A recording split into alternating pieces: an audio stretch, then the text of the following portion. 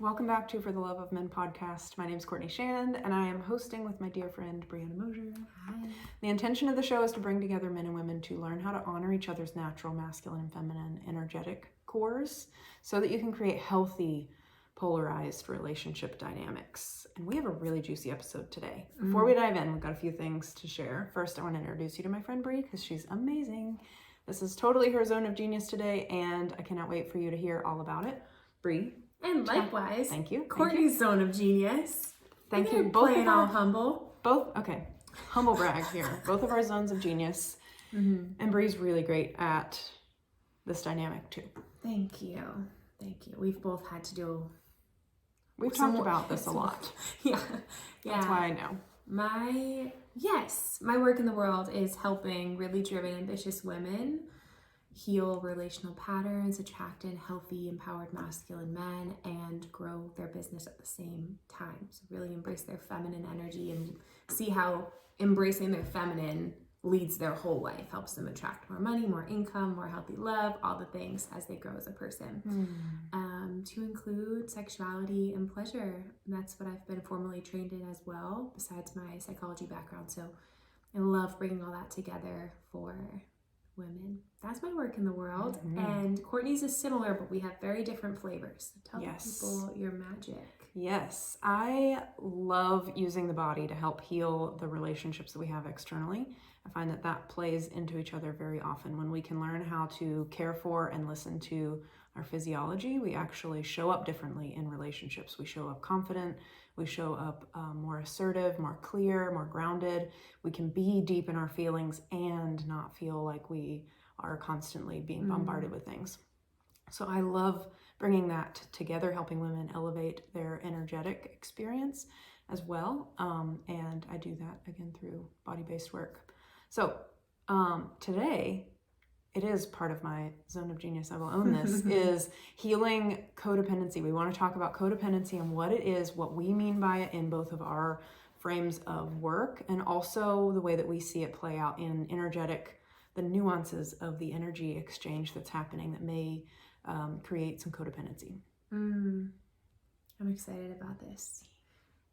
And there'll be a sister episode on narcissism, which we all know I have strong feelings about because it needs to be properly defined. The word is thrown around too much, but I do find codependency is kind of similar. People throw the word around a lot. Yeah. And there's arguably less weight on it, right, than the word narcissism, because we look at narcissism as a personality disorder. However, codependency, when it's really severe, not technically a personality disorder, but can feel debilitating. You know, at least that's my experience. It was overwhelming when I didn't realize that I was very codependent before I got into this work. Yeah, it really hindered my life experience. Yep. So let's dive in. What do we mean by codependency? So my two favorite definitions, we're just going to give you some definitions to play with, and it's probably somewhere in the middle. My two favorite definitions are, if you're not okay, I'm not okay. And that was the felt experience for me when I was very codependent. And what was the other one? How you feel about me is how I feel about me. So it's this continual striving for validation, approval, acceptance, love, usually at the expense of your relationship with yourself. It's continual self-abandonment so that you won't be abandoned by someone else. Yeah. I've heard it said that it's kind of an unconscious contract between ourselves and someone else, that we are kind of locked into this dynamic. And when one of us grows, it kind of forces the other person to reflect and grow, and codependency like neutralizes that and says, nope, I'm going to stay stuck here where I am, even though it's really uncomfortable, which is at the bottom of it, betraying yourself. You're not allowing yourself to unfold and continue to grow and evolve as a human. And a lot of times this will play out, I see in a lot of ways, unhealthy dynamics that go way back, generations back. I think codependency actually started as a result of the AA movement. Really? When AA was established and they started looking at these family dynamics, and they were saying the real addicts are the people who are around the addict, because they're enabling and not forcing this person to grow out of this addictive pattern. They're taking the brunt of it at their own expense. And that's where the definition of codependency got started. Wow. As I learned it. Yep. Interesting. So if somebody was listening and they're curious about codependency and resonating a little with those definitions, how might you describe to them the felt experience they will have if being really codependent is something they might be struggling with and just not having the words for it? Yeah. For me, the telltale sign for codependency, the flaring up, is anxiety. When a woman's experiencing anxiety, not just like this is new, that can create some anxiety too, but it usually will show up, and men have codependent behaviors too. Yes. I just want to say this is not a gender neutral thing. This is often stemmed from deep in childhood, the dynamics that we were around growing up, and the ability to set boundaries and be seen as an autonomous person as we developed and grew is going to be, in my experience, where codependency really gets set in. That's why it's kind of a really hard thing to break, and it's very nuanced. So for me, what lets me know that my codependency is flaring up, or that my clients are experiencing some, is that they are kind of waffling on their own intuition. They feel this intuitive, like something's not right, and yet they experience anxiety instead. It's kind of this like muffling of their intuition, because they feel this like something's not right here, but they don't trust themselves enough to take appropriate action, to move away from that thing, or to respond to it in an empowered state. So they kind of stay stuck and frozen a lot of times.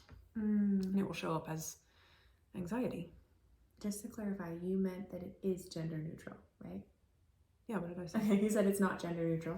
Oh, it's That's not okay. gender specific. I'm Gender sorry. It is specific, gender got it. neutral. It is across the board. I've Yes. seen men really struggle with codependency, and I don't think that that's talked about enough. Yes. We talked about the wounded feminine in men, and that will show up a lot of times. The nice guy, I guarantee, struggles with some codependency. Because the nice guy is wounded feminine, usually.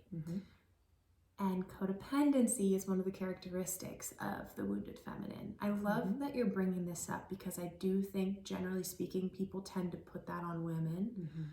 And I see it across the entire gender spectrum of people, codependency, because it's a result of usually dysfunction at home and in your upbringing, which all people experience. Yeah. I'm so happy that you brought that piece up. Yeah. And it's really interesting too, because historically, if we think about this to kind of de-shame it, if we think about it from a historical lens, the behaviors that played out that were kind of traditionally identified as codependency were a response to unmet needs, to not being able to rely on this person, like a husband-wife dynamic. Historically, the wife was very much disadvantaged in terms of her power to leave that marriage, or to take the kids and remove themselves from this alcoholic partner. That, again, kind of where it started, was that dynamic. So like men historically have been able to play out their codependency in different behaviors than women. And so we a lot of times identify codependency with women, and yet it very much can span across the gender spectrum. 100%. Sorry to cut you off. Nope, that's it. That's my view on it. And imagine, okay, so you're the woman who's carrying that wounding, but then you have babies and you raise those kids, and we pick up from both parents regardless of gender. You know, and that's not putting it all on mom, but both parents come with contributions to what wounds you have to work through just in your DNA. Ancestral trauma goes back up to 7 generations. And so some of it we're kind of born into. And then if you're in that family dynamic, it's nurtured. It's like, as Courtney said, this unspoken set of rules in a household that everyone needs to follow to put each other's feelings above your own, and continually be looking at everyone else's needs and your own needs and trying to meet them all. It's like this Tetris game all the time, because nobody has a really strong sense of self and how to advocate for themselves and speak up and meet their own needs also. Yep. And I love that you said that, because it really is at the end of the day, it's your effort to meet your needs and create safety. That is where a lot of times the codependent behaviors come from. When we really like get to the bottom of it, it's I don't feel safe and I feel like I need to control, because that is, you know, potentially the experience as a child is my environment is chaotic and out of control. There's some dysfunction happening between the adults in the household, and I'm absorbing it. And what that tells me in my childlike stance is that I have to be in charge of things and control the environment and not surrender control, because then I'm unsafe. And this will show up in two ways with codependency. I know we talked about this earlier. That Leah Lake was brilliant in this. If you imagine everyone has their own like life raft or inner tube, and one person fits in each, your codependent behaviors are going to be, if you tend to want to climb into someone else's life raft, like you need to be, you know, rescued, you can't swim and you need to climb into someone else's life raft all the time. And, or if you're like, I've got this, hop on. I'll fix it. What's your problem? I'll take care of it. Yep. And I see that play out both ways. And a lot of times it's very polarizing for women. They will have either they're the listener, the helper, the fixer. Those are the terms that they'll use. So really, I'm a good listener. I'm like the fixer of the friends. I'm the mother of the friends. When all your friends go out and they're drinking, are you the one that is the mom? I'm the glue of the family. The glue of the family. Mediator. Oh, Yeah. yes. Yeah. Yep. So And Courtney and I go, dysfunction somewhere. yeah, there's something here. Yeah. Let's zoom in a little We bit. don't know what it is, but something that shouldn't be your role all the time. Yeah. Yes. It's different than being a friend. You know, like, hey, I have a rock in my shoe. Can I balance on you while I take my shoe off and fix this? That's interdependence. If I have a rock in my shoe and I'm like, Brie, will you carry me the rest of the way to the car? Like, that's too much. Or if I said, let me carry you the rest of the way to car so that I can feel important and needed and safe with my relationship with Courtney, or stack the deck in my favor. I do so much for you, that kind of thing. These are all like, we have to get really clear on, we always say it's not the action, it's the energy behind it. So where is it coming from? Do I want to carry Courtney? This is such a weird example. Do I want to carry Courtney to the car because I want to feel safe, because she owes me something, because I'm a good friend, because it makes me feel like I'm a good friend, right? Or is it because she's my friend and I'm just taking care of her out of generosity while knowing she's still capable? That's the difference. I heard an amazing definition the other day. I think it was from the Man Enough podcast. Oh, genius podcast. And they had a guest on, so I hate that I can't remember her name, but you guys can go look at it if you want to. She was talking about the difference between caretaking and caregiving. It was, the angry therapist's wife. I can't think of her name either. Yes. But, yeah. And I can't think of his other than that it's his Instagram handle, the world we live in. Anyway, the point was caregiving was giving from the sense of actual giving, wanting to give, generosity, no strings attached. Courtney's my friend. I love her. I will carry her to the car any day. Caretaking is, I'm going to carry Courtney to the car because it does something for me. I'm going to take this feeling of being needed or validated by what I do for her. It makes me feel better about myself. Yeah. Yeah. And you'll know that this is playing out by what they owe you. At the end of the day, what they owe you, what you call back in, is what's going to be the telltale sign. Because if I have a rock in my shoe and you've carried me the whole way to the car, I give that example because like a rock in the shoe is just a small inconvenience for me.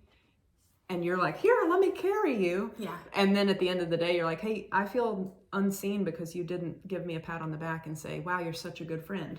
That's the cue that you have slipped into some codependent behaviors. Because if you were giving it from generosity, it would be, she owes me nothing. Done. I meant it. I love doing this. I'm so glad to step in this way. I'm not looking for anything in return, and not in a healthy, unbalanced, nothing in return way. Because that still slips into It is so nuanced.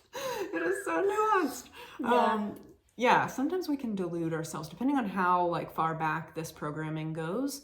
You can think, I'm just doing it out of the goodness of my heart, when really you have been starving for the need to be seen and affirmed and needed and appreciated. And you're using the need to be appreciated. I mean, you're meeting the need to be appreciated by being needed.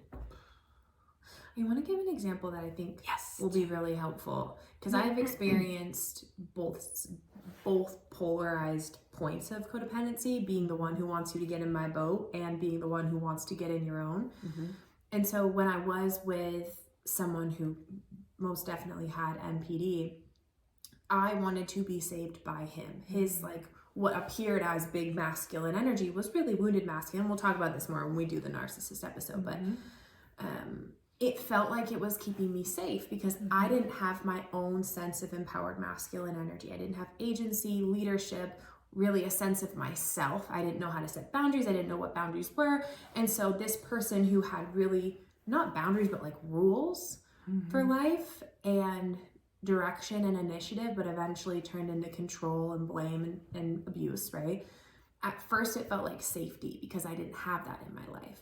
And so I wanted to get in his boat. Oh, well, you have this big successful business and all this money and and I'm a young entrepreneur just starting out, fix me, save me kind of energy. And he loved it for ulterior motives. However, I've also been the opposite later in that same dynamic when, again, it will make more sense when we talk about NPD, but when he would shift into a place of victimhood, and they say that's what the narcissist is, right? Is the savior, the victim, and the perpetrator all in at once in different moments. And so when he would shift into the victim mode, oh, I'll fix you, I'll save you. You've been through all this trauma. That's why you're this way. That's why you're yelling. That's why you're saying these things. I'll help you, okay? And I have so many clients who go through the exact same dynamic, who just like me are coaches, so they naturally are inspired to help. And they usually have backgrounds in psychology somehow. And so they often are equipped to help and do it to the point of losing themselves. And that can happen all at once in tandem. Sometimes you're wanting to be saved. Sometimes you're wanting to save them. And you're in this really enmeshed dynamic. I had no idea what was going on other than I feel really bad all the time. I'm having bad thoughts about life, about myself. I don't know what's going on. Why does this feel this way? Looks like it's love, but it doesn't feel like how I think love should feel, you know? And so now what I always say to my clients when they're dating is, just remember that love is supposed to feel good. Yeah?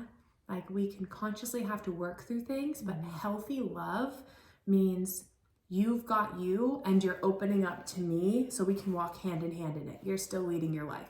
I'm still leading my life, but I'm opening up to this person to create intimacy. I don't need them to save me or fix me, and I don't need to save or fix them, but we're just going to walk together as we heal and build our lives. That's what healthy interdependence looks like. Yeah. Love it.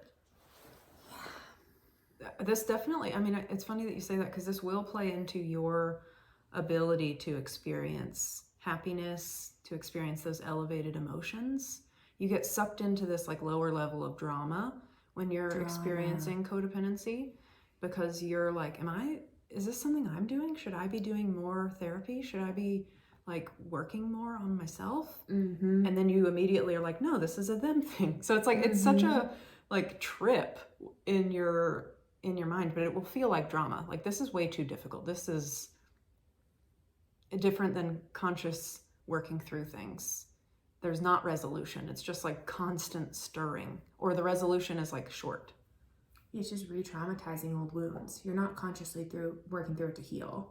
You're just poking old stuff. And what were you just saying? I feel like this is really important. Your ability to experience happiness and higher emotions. Oh no, ownership piece. Sometimes codependency can feel like you're not meeting my need and it's all your fault and you should meet my need. And other times it will feel like I'm not meeting your needs and it's all my fault and I should be meeting your needs. It's not one or the other. It's like really the heart of it is depending on somebody else to make you feel whole, happy, complete in your life. And like Courtney said, it's this agreed upon dynamic, said or unsaid, and reinforced by punishment or positivity. So if you look at parent households, when a child is pleasing or achieves or is easygoing, I see this in clients all the time. I was the easy kid. Then mom and dad give love plentifully, or whoever the caregivers are. But when she has or he has needs or big emotions, that's a huge one I work through with clients now. It gives me goosebumps. Mom and dad don't have a skill set to hold it. And so they'll say things like, I'm disappointing in you. I'm disappointed in you. You're not pleasing me. They'll withhold love. So it could be unspoken. They stop giving affection. They give silent treatment. They withdraw. The child feels it whether the words are there or not. We're vibrational beings. There's so much more message in, I'm not getting mom's attention right now. Why? Because I had a tantrum. Okay, but now she won't look at me. She's cold. I feel iced out. So what am I learning? I'm learning that I need to not have any tantrums or big emotions if I want mom to keep, and we can't fight this. It's biological in us. These are attachment figures. Wow, yeah. And this will play out if we fast forward to adult relationships. If that were to happen and you were if we were to get in a fight and you were to have this huge like explosion of emotion and I were like, whoa, that's too much for me, and I pull away, you can contain yourself and say, as an adult, you're resourced enough that you can say like, this hurts, and it's not about me that she's taking space. Yes. That's the difference. Yes. You see people's boundaries as that's them, this is me, and I'm holding myself within my boundaries and containing it. Feedback like that as an adult is meant to grow you up and increase your maturity and your level of authority in your own life. If this still feels bad for me that you're not able to handle my emotions when I express them, that's a thing for me to pay attention to. It's telling me about my needs as an adult. When we are in a codependent dynamic, we stay stuck in our child self. We're still operating through the lens of what it felt like for us as a kid and the dynamic that kept us safe.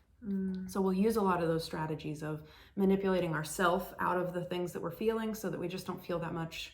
And a lot of times this will show up as anxiety and depression, honestly, because we're shoving down all the feelings that were not safe to be expressed full on, because we're not in front of people who can hold that level of emotion.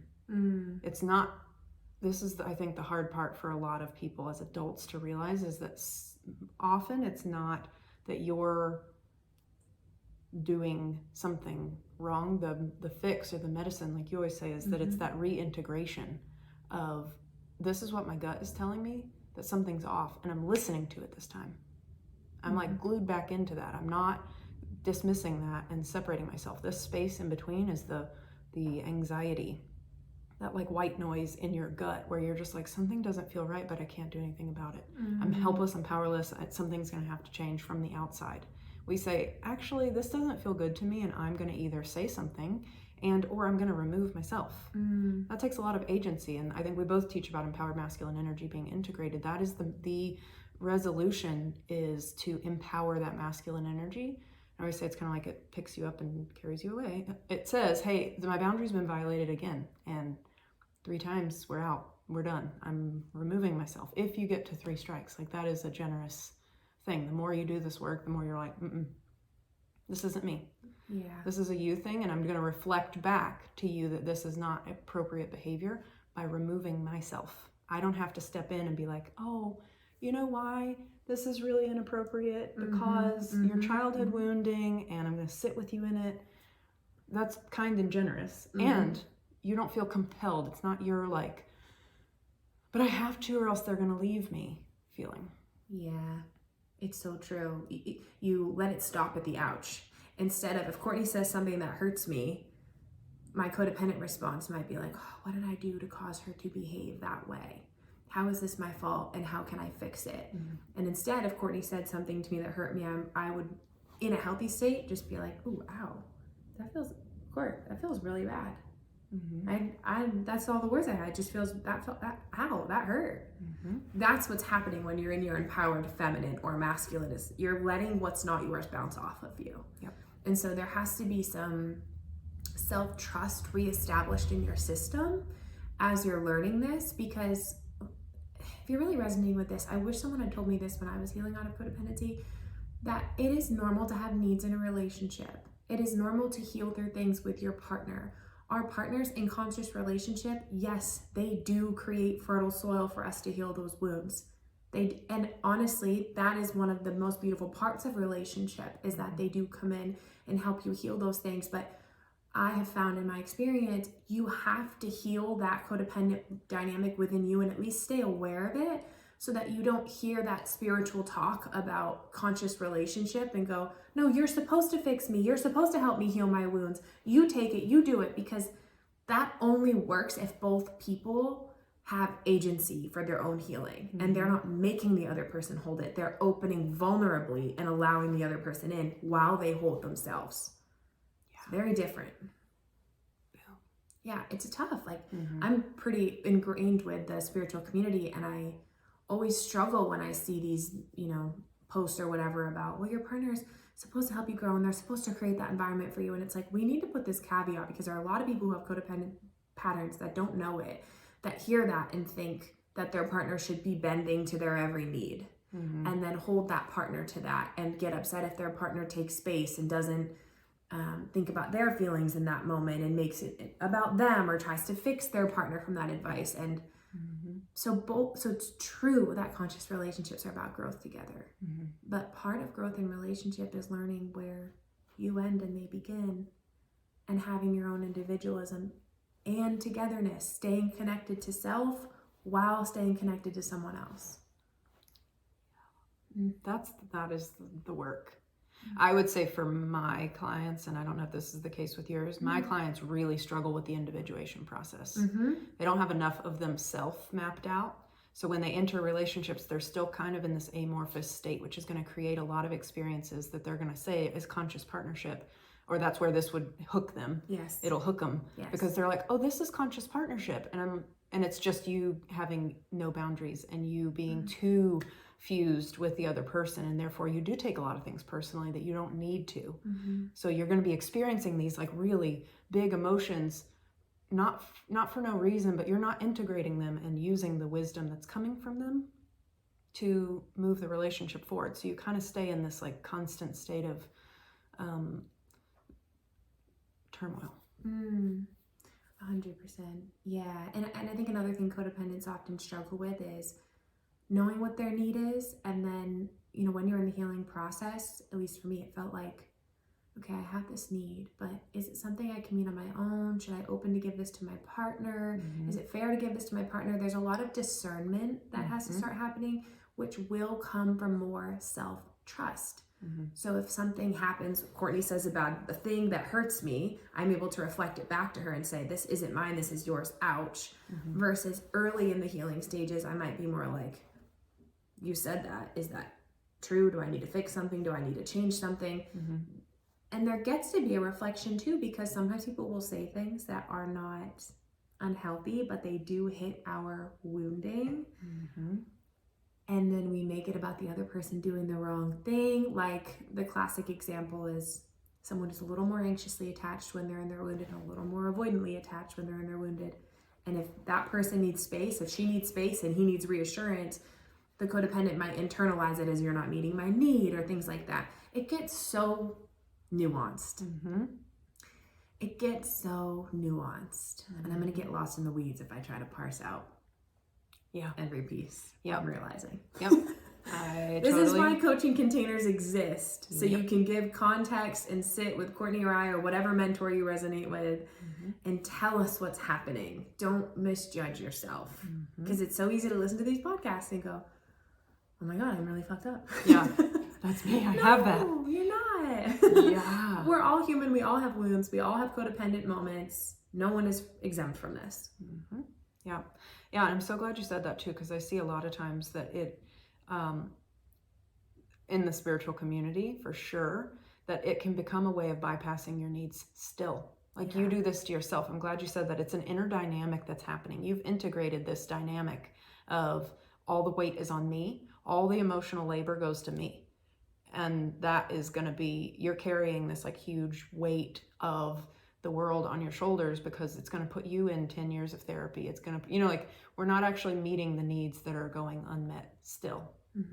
We're going to keep digging into what did I do to do this? What did I do to cause this? Especially in, you know, like law of attraction teaching, where we're actually just controlling the world based on how we're making ourselves feel. How we're making ourselves feel. We're manipulating ourselves into feeling how we need to feel in order to create the environment that we're wanting to create. It's very much a parallel to this childlike example of like mom and dad are fighting and I'm uncomfortable and I'm going to be really good and happy and need less so that they direct their attention to me.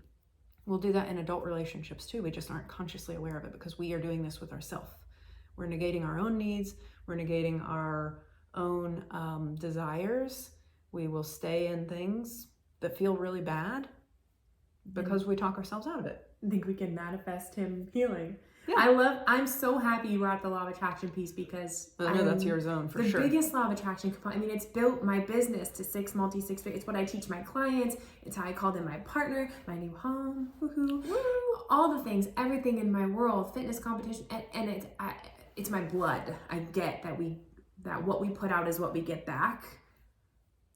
It's a core belief, and it's been true for me. And it gets really problematic because people they misinterpret it, and it's also not accurately taught, to be fair, to put responsibility on teachers, who inadvertently teach people to manipulate their emotional experience, deny their emotional experience, repress their emotional experience. When you really understand law of attraction, you know that it's about how you really feel, not how you say that you feel. And you have to learn to process all the emotions that come up, because especially as the feminine, but as all genders, masculine, feminine, we're here to experience the full spectrum of human emotions as souls and bodies. That's unavoidable. Contrast is not a bad thing. Having negative emotions is not a bad thing.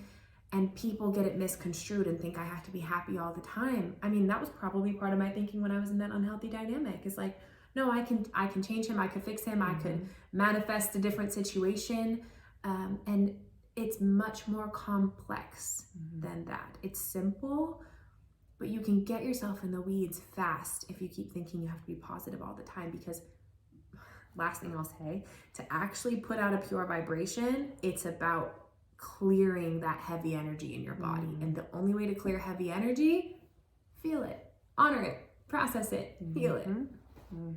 Support it the way it needs in order to move through you, to get out of your body and your whole nervous system. Yeah, I do appreciate your teaching on it, because I think there are a lot of people in that domain that are, when I see it, I'm like, it's gaslighty. Don't feel how you feel. That doesn't feel healthy. So I think you're a genius at that. Thank you. I find that this is, for me, this is a lot of inner child work. Codependency is, I don't know any way around it except child work, inner child work, because that is where codependency starts. We have to start supporting that part of us and letting it mature, letting it grow up, letting it ask for more adult needs, and learning how to be the adult for ourselves. That part. That's the part of all parts. Yep, that's the hard work. And that is, I think, what conscious partnership will do, is it puts in your face the areas where you're not showing up as the fully expressed adult version of yourself, where you're still giving your power to other people, where you're still manipulating your own feelings to not feel a way that makes other people uncomfortable, or where you're still, modulating your own expression so that it is still polished and perfect.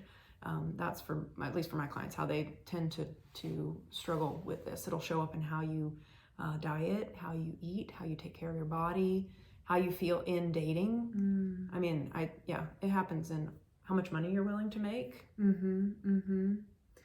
I think it's helpful to say, and feel free to jump in on whatever you know to be true too, certain dynamics in upbringing that can create the codependency. And the first ones that come to mind are emotional volatility. Parents that are up and down and don't know how to regulate their emotions, and the child learns, in order to stay safe, I need to develop incredible empathy and learn to predict everyone's mood and how to be the most pleasing to stay safe or keep love.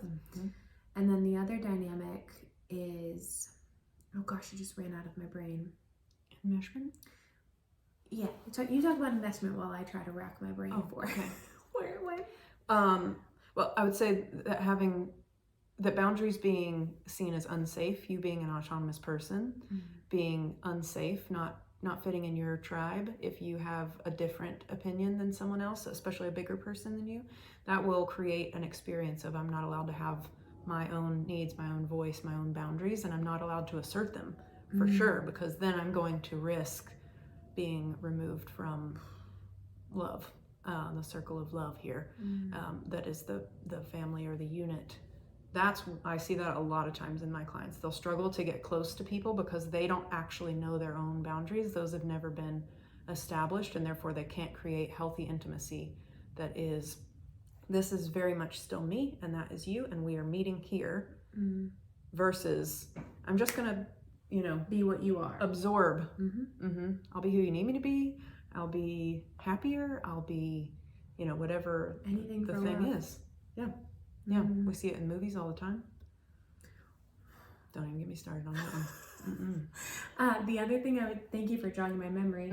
I believe it's called permissive parenting styles. Oh yeah. Really permissive. So there's 3 different main types of parenting styles. One authoritarian, the other is more integrated, healthy boundaries, healthy love, and then the other is, I believe it's called permissive. Yeah, I think so. I can't remember the exact name. When I was I minored in child development. Now it's gonna kill me. No, I think that is it. Anyway, it's basically when parents try to make the kids like a friend figure instead of adult to child, and there isn't boundaries or routine. It's more like the parent is dumping on the child, or your father says this, or your mom always says this, or it's you and me against your dad. That kind of like puts this child, and you say this so brilliantly when I'll let you talk about the triangle because that's your zone. But it's making the child step into an adult role before they have a skill set. Adults have choices, they have resources, they have more bandwidth and wherewithal. Children do not. Children are thinking about, am I safe? Am I loved? Are my needs met? And it's the adult's job to teach a child how to emotionally regulate, how to get those needs met, how to speak up. So when you're permissive, it's like kind of a role reversal. Yeah, it's like the parent who's always hanging out with her daughter and there's no boundaries on it and wants her to fix all the issues in the family and unloads about it and shares about financial difficulties, shares about relationship difficulties with the child before they're adequately prepared to do so. Okay. So that's kind of what the permissive style looks like in a nutshell. Are there other dynamics that you notice in households that are really common that bring out codependency in children and adults? Yes, that's a great one. I always use the triangle analogy of like if mom, dad, and you'll see this in the YouTube, but if mom and dad are two parts of the triangle and the child's the other part, codependency is basically the triangle is flipped point down so that all the pressure of the triangle is on the child. That puts a lot of pressure on the child to perform and be perfect. That's another way that codependency will actually sneakily show up, is this need to be perfect, because the child is the one that's trying to balance the whole dynamic here. Instead, what we want, and what I teach a lot of my clients, is we have to flip the triangle over. We have to be the parents. The mom and dad now become us.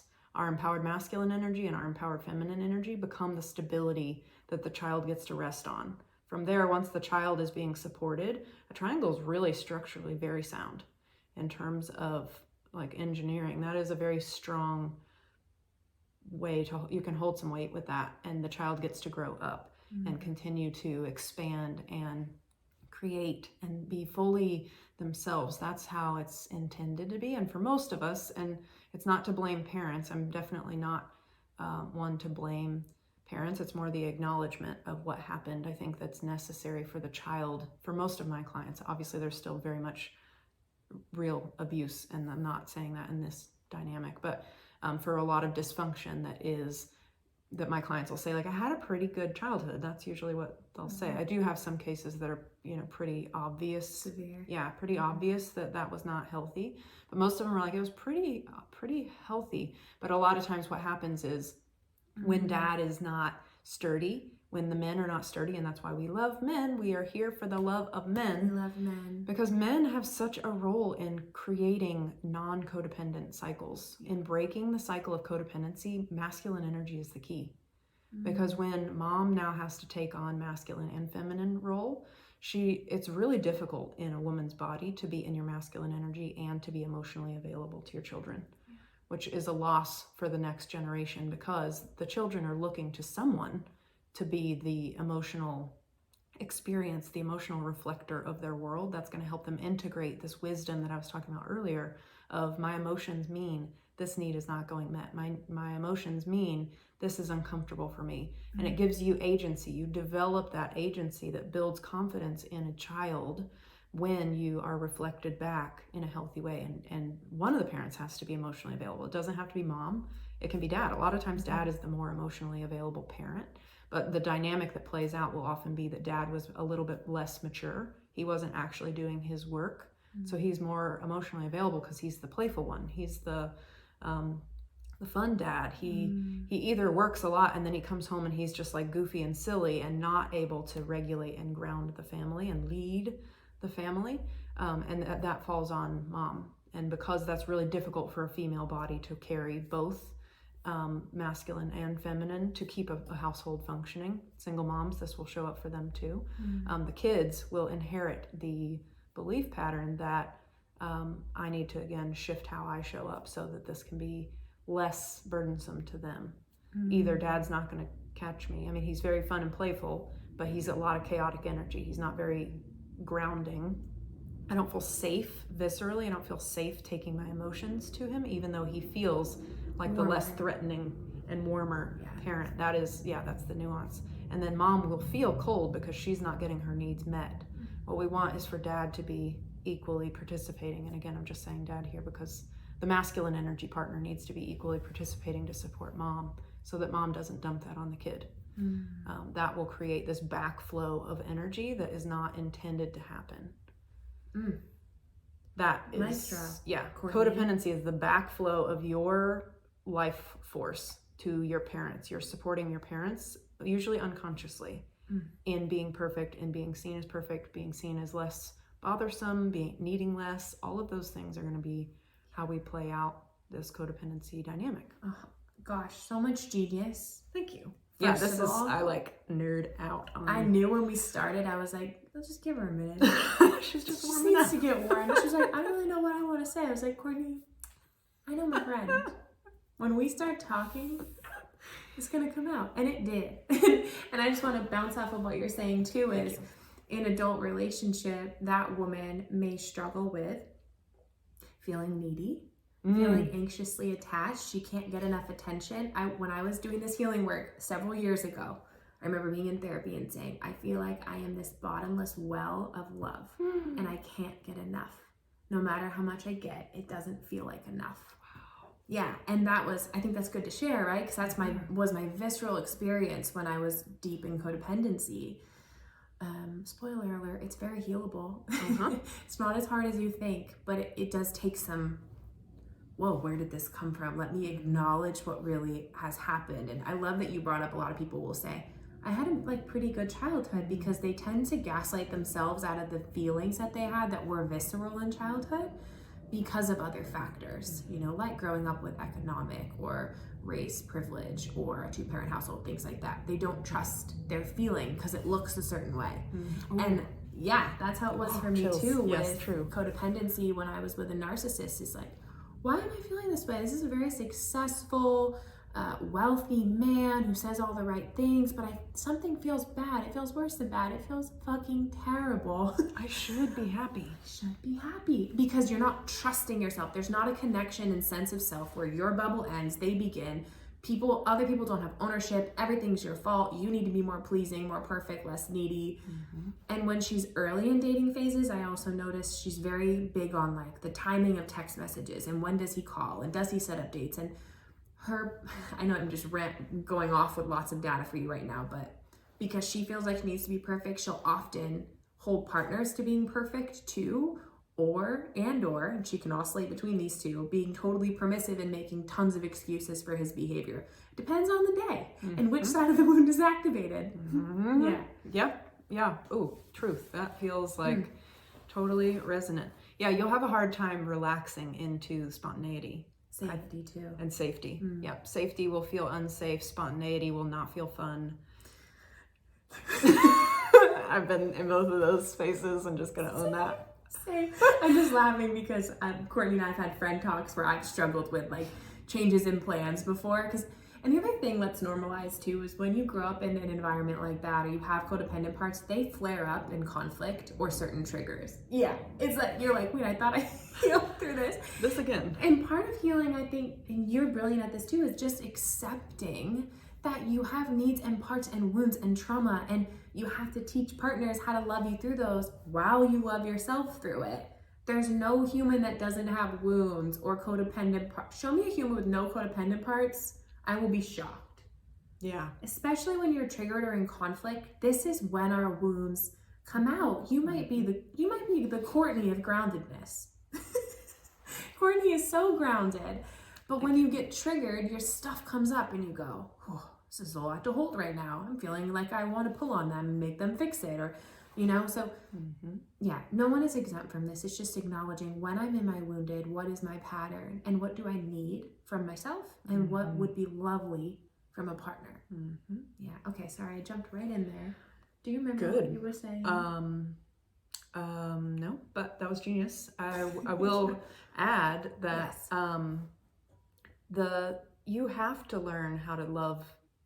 I know self-love is the thing. And I remember Googling when I was in my healing part for this particular wound, Like, what the heck is self-love? Like, what?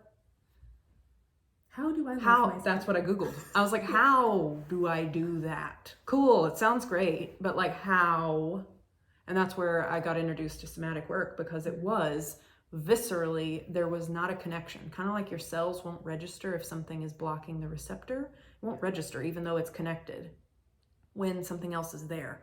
It's the same thing with our body. We won't register love because there's nowhere for it to plug in. Once you can start accepting yourself, I think that is when you are the most powerful. And a lot of times the healing phrase for codependency for my clients is like, what if this wasn't about me? Like, what if this was actually about them?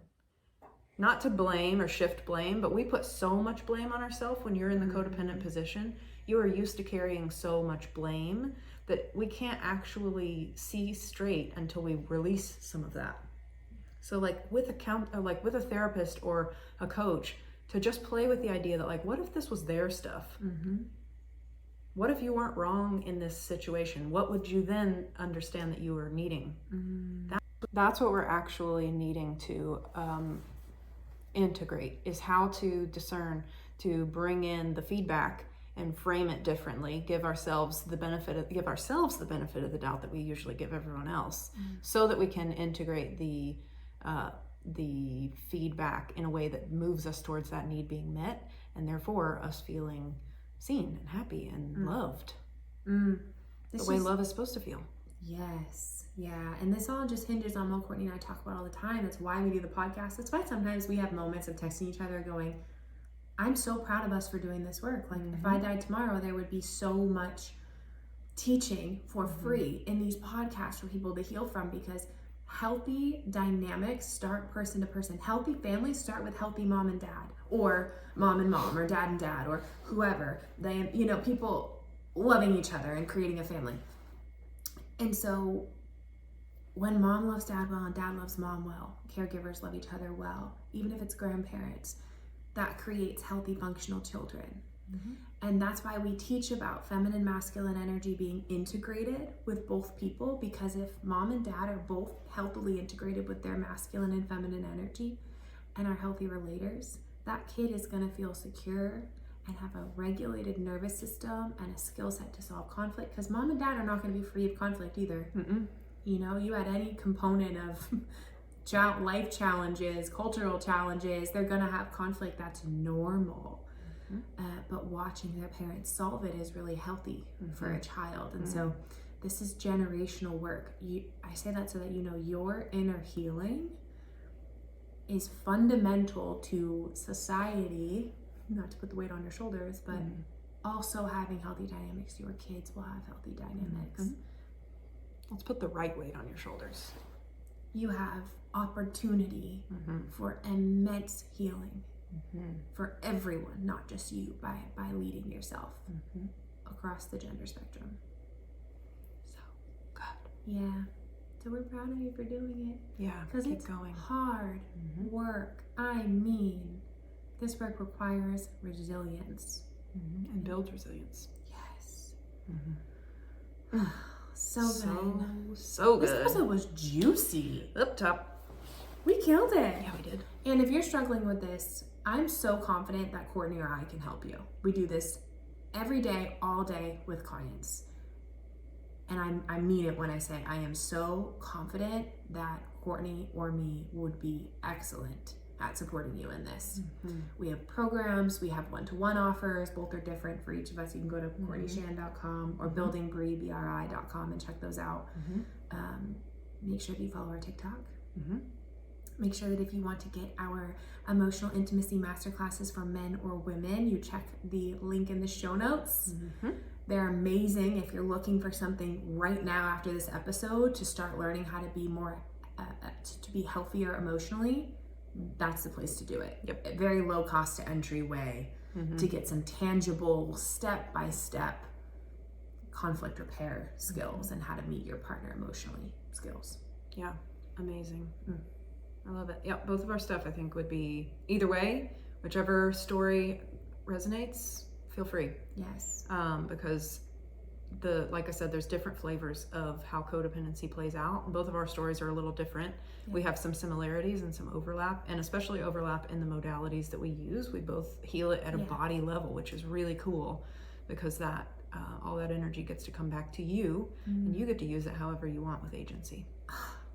We can have a whole Don't even get me episode started on that. Oh my god. She's like, I'm just gonna slightly open this can of worms and flex on you that I know all this information too. What a waste of energy you are burning when you heal. How great does the energy become within you? Like life opens up again. Yep. So anyway, reach out to either of us if you would like support. We've got programs and offers on all financial levels to give you that support. And I mean, that's it. Come back next week for narcissism. It's going to be just as good, especially after this. Yeah. Oh, this could have been, a masterclass in and of itself. Agreed. Share it with someone you love. All right. We'll see you next time.